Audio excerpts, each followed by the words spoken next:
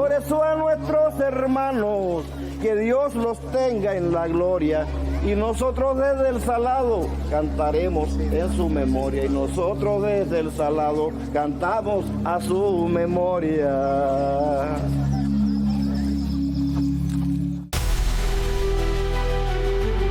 Febrero del 2000, El Salado, un pueblo pujante en los Montes de María, habitado por campesinos, comerciantes, profesores. Es cercado y asediado por 450 paramilitares. Cierran las vías de acceso y evitan que la gente huya. Padres, madres, hijos, amigos y vecinos serán asediados delante de todos, inermes, en medio de rituales de celebración con música y alcohol. El pueblo no volverá a ser nunca lo que fue y conoceremos su lugar en el mapa para siempre, después de ese trágico febrero. Hoy, en Señal Literaria, el autor de Montes de María, Daniel Ángel.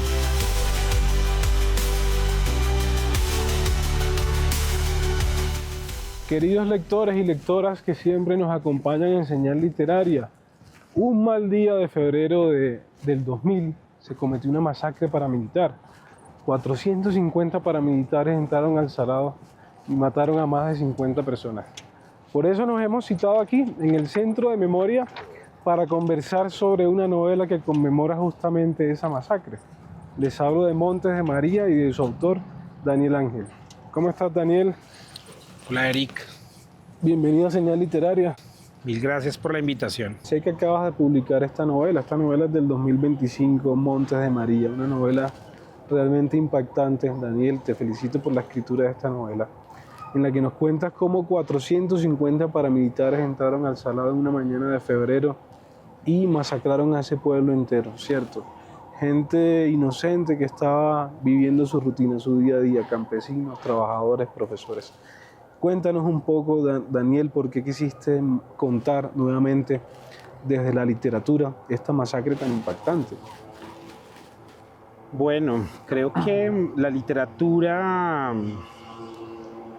tiene unas condiciones muy particulares. Es que a partir también de la belleza de la palabra, de todo su contenido estético, tiene una posibilidad de establecer diálogos distintos con las personas. Es decir, es muy diferente leer el informe, por ejemplo, de la Comisión de la Verdad, un informe pues tan necesario, tan importante, también tan duro, pero es totalmente diferente porque cuando leemos informes, cuando leemos noticias de prensa, cuando vemos noticias en la televisión, pues estamos bombardeados de información, a diferencia de lo que produce la narrativa. La narrativa, cuando se vincula con esas tragedias individuales, creo que nos acerca muchísimo más a los seres humanos, genera una relación mucho más directa con el dolor del otro.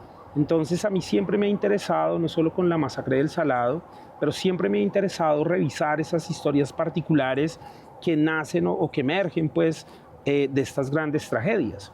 En este caso particular, a mí me pareció, cuando conocí pues, lo que había ocurrido en el Salado, me pareció muy grotesco, casi inverosímil. Cuando uno es capaz de descubrir el horror del que somos capaces los seres humanos, de someter al otro a estos vejámenes, es muy conmovedor. Y siempre fue como una deuda que yo tuve conmigo mismo, con la historia de Colombia, trasladar esa historia, el archivo y demás, en una novela que podríamos decir es una novela histórica, una novela de ficción histórica, pero que tiene como fundamento la masacre del Salado.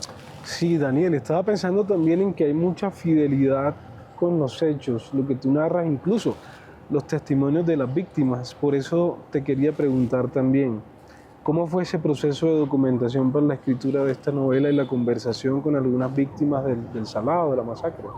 Sí, el proceso fue un proceso extenso, fue un proceso que siempre tiene varias partes. Por un lado fue todo el trabajo de archivo que se hizo, un trabajo en el que se consultaron pues, fuentes judiciales, se consultó pues prensa, se consultaron archivos de todo tipo.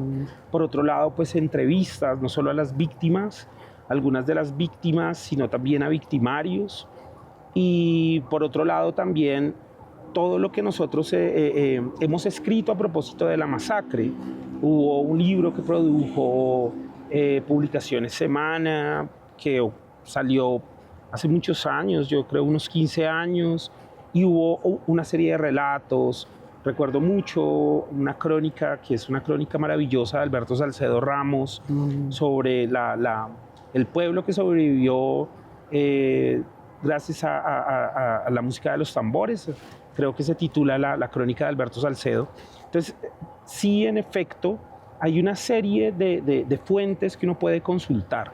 Ahora bien, es como las seleccionamos, ¿no? Sí. Hasta dónde uno puede intervenir, por ejemplo, o transformar, por ejemplo, la voz del otro, sea víctima o sea victimario, en función de una obra literaria. Como persona siempre pues, respetaré, hay un principio, y es el de la credibilidad, especialmente frente a la víctima, pero en la ficción hay un condimento adicional, y es que todo debe funcionar también para la obra literaria, porque si no, pues tú lo que haces es compilar archivo, compilar documento, hacer un gran archivo, pues para tenerlo allí. Pero en este caso, cuando tú lo quieres utilizar para una obra literaria, pues el libro debe funcionar también como obra literaria. Claro, estaba pensando también, Daniel, en que hay algo muy impactante en esta novela, y es que la voz de los niños se siente muy presente. No, yo pensaría que la novela comienza con un primer relato donde se cuenta la muerte de 7 niños tratando de huir de la masacre que está sucediendo en el pueblo. Los niños se van y terminan falleciendo. Y cierra también con la voz de una niña, que fue un caso que sucedió realmente, una niña que muere en los brazos de una señora huyendo de la masacre. Cuéntanos un poco por qué quisiste contar la mirada de los niños que sabemos que fueron víctimas en esta masacre, y es algo que no se ha contado usualmente. Para mí es muy importante siempre la perspectiva de los niños en todos los acontecimientos de la violencia que uno puede relatar, ¿no? Acá también para mí es fundamental, porque no sé, es una muy mala costumbre, y es ver al niño como un ser inanimado. Es ver al niño también como un ser que no ha completado, en efecto, pues no ha completado su madurez ni intelectual ni emocional, pero es un ser que ha sido, en su condición de indefensión, quizás la población que más ha padecido el conflicto en Colombia.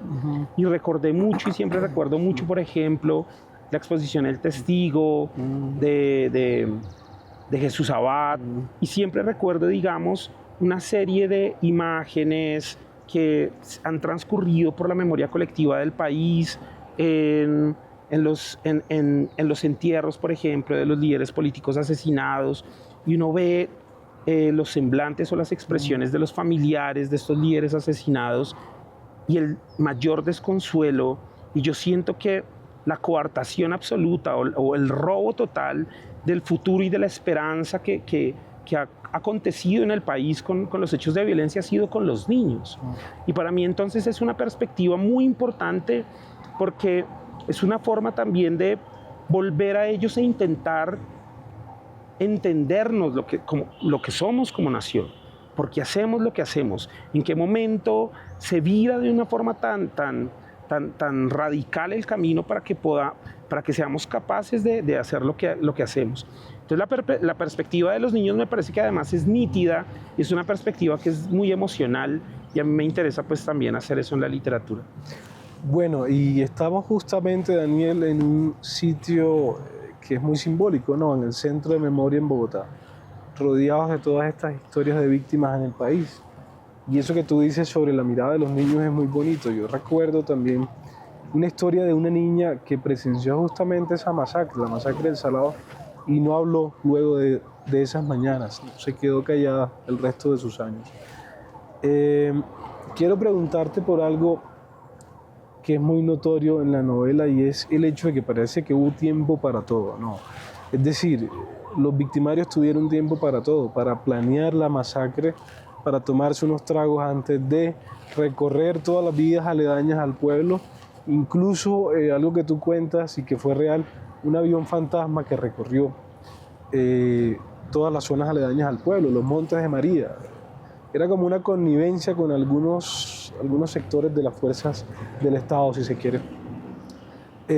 Y como también ese tiempo fue notorio en que cuando termina la masacre, no sé si pasan unas horas, y es algo que tú cuentas acá también, llega la infantería de Marina, como si nada hubiera sucedido. No. Cuéntanos un poco qué piensas tú de ese exceso de tiempo que parece que hubo para cometer esta masacre. Bueno, como autor y en función de la novela, pues le sirve al relato literario pues para que el lector y cualquier lector, así sea un lector desprevenido, sí, sienta rabia en contra de lo que ha ocurrido. Es decir, parece que fuera mentira, parece que fuera una invención del autor y ojalá hubiera sido una invención mía, que eso no hubiera pasado. Y ya como ciudadano, por supuesto, desarticularme como autor y como ciudadano es muy complicado, pero como ciudadano, como profesor también, siempre me produce mucha tristeza que precisamente las fuerzas del Estado se hayan prestado durante tantos y tantos y tantos años para trabajar en contubernio pues, con el paramilitarismo y con esas líneas del paramilitarismo que fueron las más salvajes, porque quizás sí hubo las narcotraficantes y demás, pero las que se ensañaron ya propiamente en contra de la misma población civil, a mí me parece que ha sido uno de los episodios en verdad en que en mayor medida yo creo que nos cuestiona y en mayor medida yo creo que nos acorrala también como colombianos.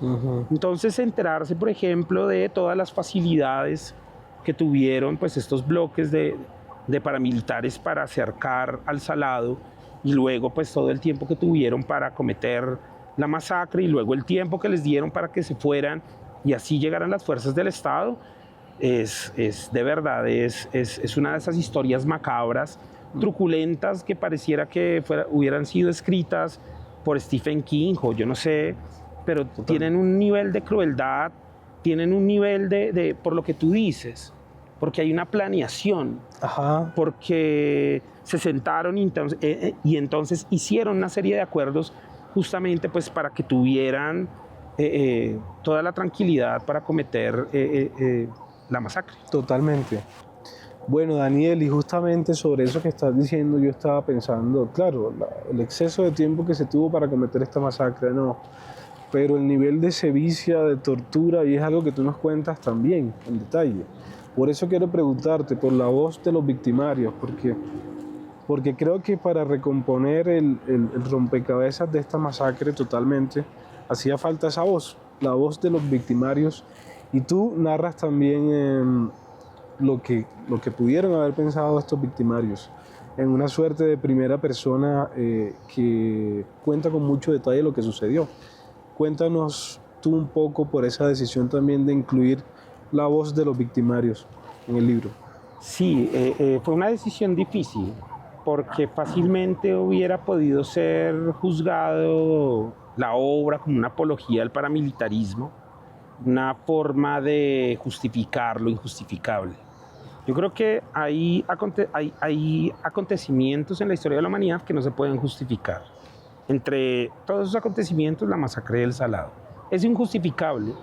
Sin embargo, yo creo que como país también tenemos que entender que las condiciones en las que viven muchas personas, estas personas pueden ser en la mañana víctimas y en la tarde victimarios, y viceversa.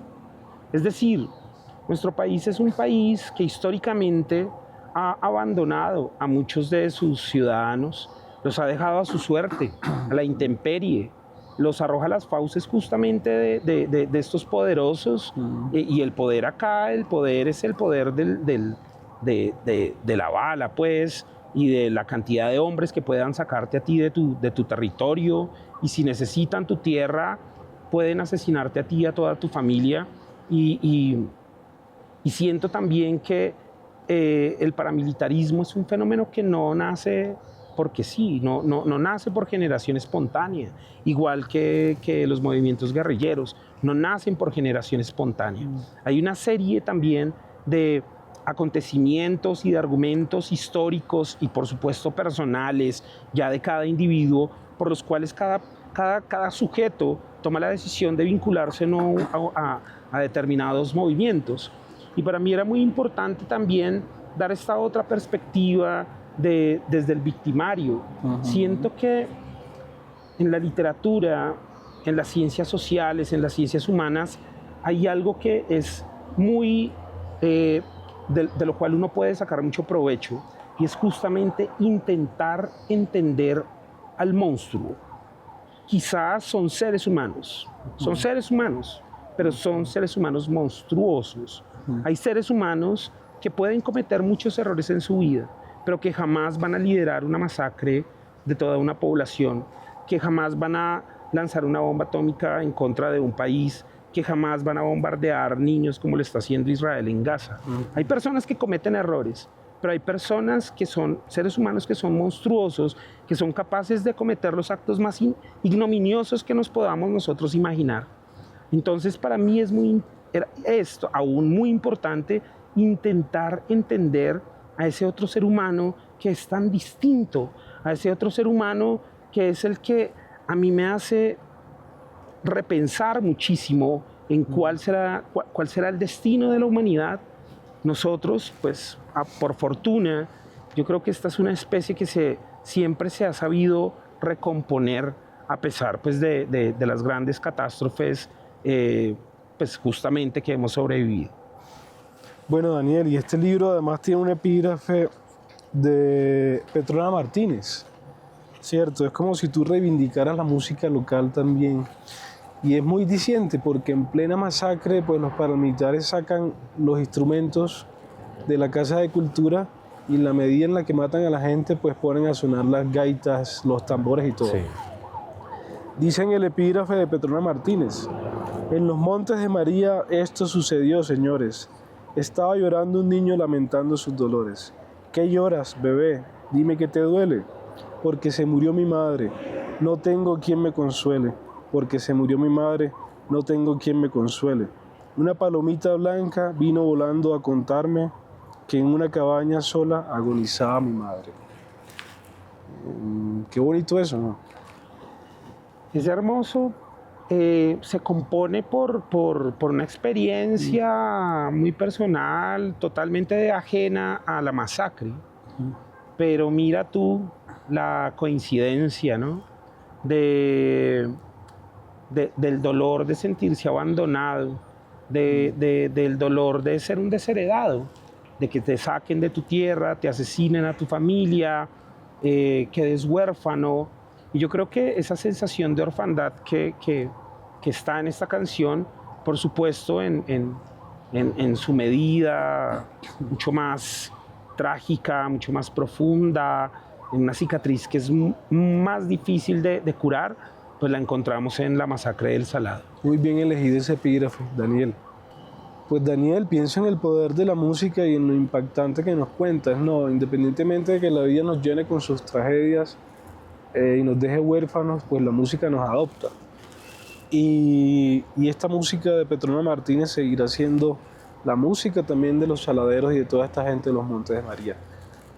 Hay algo muy bonito en la novela, Daniel, y es que tú nos cuentas un poco la historia de las víctimas antes de ser víctimas. O sea, no te centras exclusivamente en el papel que los hizo conocidos en la historia por ser víctimas, sino que nos cuentas un poco quiénes eran antes de la masacre. También nos cuentas quiénes eran los victimarios antes de y cómo llegaron a convertirse en lo que terminaron siendo, en victimarios. ¿Por qué tomaste esa decisión de contarnos quiénes eran las víctimas antes de? ¿Cuál era su vida? para reconocerlos como seres humanos. Yo siento, Eric, que a veces se nos olvida que las víctimas son seres humanos como nosotros, como las personas que afortunadamente no hemos sido víctimas directas, en este caso de la violencia.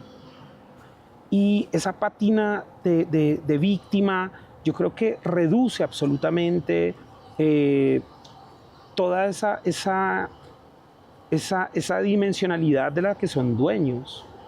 Entonces, ahorita mirando en el Centro de Memoria las fotografías de tantas víctimas de la violencia en Colombia, solo mencionan este era político, este era profesor, y fue asesinado tal día, pero no sabemos si les gustaba cantar, si bailaban bien vallenato, no sabemos si les gustaba jugar fútbol, no sabíamos si era un buen cocinero, no sabíamos si pintaban bien.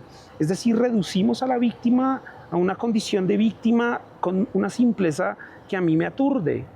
Y hay unos seres humanos con una multidimensionalidad detrás que siento que me acerca más a ellos.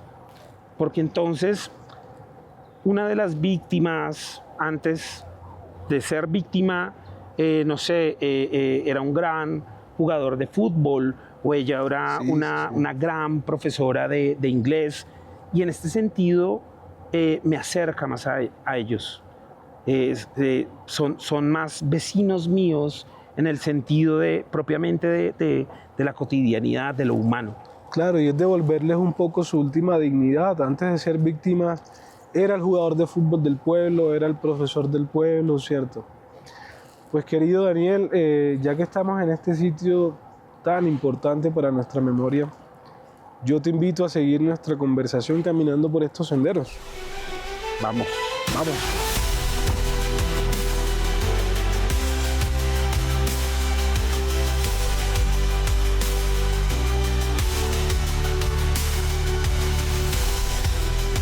Bueno, Daniel, ya que estamos hablando de la memoria, algo que yo estaba por preguntarte era por la historia como fuente de creación literaria, ¿no? ¿Cómo nos acompaña la historia en todo este recorrido de la memoria? El mismo García Márquez siempre tuvo la historia a la mano. Otros grandes autores. Cuéntanos tú por la historia como fuente de creación literaria. Sí, yo siento que hay que hacer una gran diferencia entre escribir ficción y escribir historia. La ficción te da muchas libertades, todas las libertades. La historia yo creo que es un ejercicio de mucha delimitación, de confrontación, de fuentes, de búsqueda de archivo, y yo creo que es un ejercicio que tiene una ética distinta, y es no mentirle o no matizar lo que tú encuentras en tu investigación. Ahora bien, la historia de nuestro país, yo siento que es una historia que no está contada. A mí me dicen mucho, por ejemplo, otra novela sobre la violencia. Estamos cansados de las historias de la violencia, y en efecto lo que pasa en Colombia es que estamos cansados de la información de la violencia. Estamos cansados de la naturalización de la violencia que han hecho los medios masivos de comunicación. Y estos medios masivos de comunicación nos han atiborrado de tanta información de la violencia que para nosotros ya es muy normal que hayan asesinado a unos soldados, que otros secuestrados, que se hayan tomado otro pueblo, y para nosotros es normal. Sí. Pero las narraciones, las narrativas de la violencia, los acercamientos estéticos de la violencia a partir del arte no son tan comunes. Y yo creo que el arte, cuando aborda los temas de la violencia, pues precisamente buscan hacer como otro tipo de acercamiento con estos temas. Sí. Y es un acercamiento más sensible, no es tanto informativo. Entonces, Colombia es un país que no ha sido contado. Muchas instituciones del Estado se han encargado de ocultarnos la información. ¿Cuántos crímenes y crímenes parricidios? ¿Cuántos crímenes, cuántos magnicidios se han cometido en el país que nosotros no tenemos respuesta aún hoy. Sí, totalmente. Estoy pensando justamente en que se ha naturalizado a tal punto la violencia que el fiscal general de la Nación en el momento de la masacre del Salado, cuando da las primeras declaraciones posteriores a la masacre, lo primero que dice es: esta es otra clásica masacre paramilitar, ¿no? Y cuando se usa la palabra clásica en la declaración, pues lo que te muestra a la hora del test es lo naturalizado que están Sí, los relatos de violencia. Pero creo que lo que tú dices es muy importante, ¿no? En la medida en la que el arte también nos ofrece otras miradas, y creo que es algo que se logra con esta novela, contar en primera persona y de manera muy profunda lo que pudieron pensar las víctimas, los victimarios, además que hay relatos que se corresponden con la realidad total de los hechos. Bueno, Daniel, gracias por estar en Señal Literaria, y este espacio seguirá siendo tu casa para cuando quieras volver. Muchas gracias por la invitación. Para cerrar, yo te invito a que nos leas un fragmento de la novela Montes de María, y con eso sigamos recordando al Salado y toda su gente. Claro que sí, así será. Me contaron muchos años después de la masacre y de escribir este libro que un grupo de niños huyó del pueblo hacia la selva, esa manigua espesa donde el sol canicular escuece el cerebro, y que solo llevaron con ellos una talega de fieltro con yuca cocida y 2 bidones de agua. La persona que me contó lloró al momento de hacerlo y me dijo que se trataba de 4 niños y 3 niñas, entre los 8 y los 12 años, que se abrieron paso en medio de la maleza y se ocultaron en un terraplén mientras oyeron el repiqueteo de los fusiles a la distancia, el golpeteo de las tamboras de la Casa de la Cultura y los insultos que proferían los paramilitares a su gente, entre los que se encontraban sus padres, hermanos, amigos y vecinos. Allí se quedaron el primer día hasta entrada la tarde, protegiendo sus caras del sol bravío con hojas de guacamayo, cuando de repente escucharon deslizarse por entre el pastizal las botas de los asesinos, como si se tratara del zigzagueo de una serpiente mortífera, así que decidieron treparse a un samán alto y robusto.